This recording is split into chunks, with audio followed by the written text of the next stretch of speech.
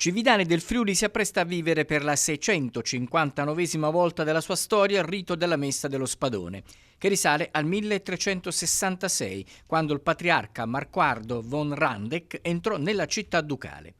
Grandi novità per la celebrazione che si terrà il giorno dell'Epifania. Il parroco Livio Carlino ha invitato Monsignor Riccardo Lamba a presiedere il rito religioso del saluto con la spada.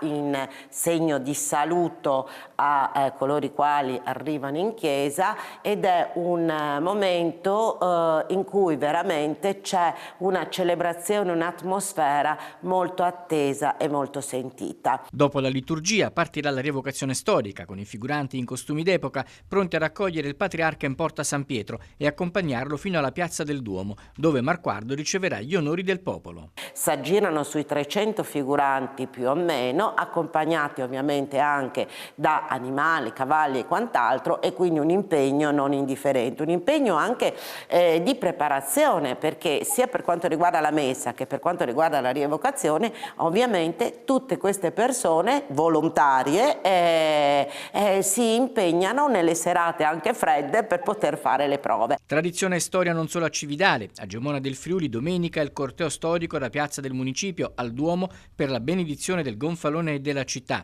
Lunedì la proclamazione del Tallero e la celebrazione della Santa Messa. È un momento importante per la comunità intera, sia quella gemonese sia quella regionale. Credo che il nostro momento, e unitamente a quello di Cividale, siano nell'Epifania i momenti più significativi.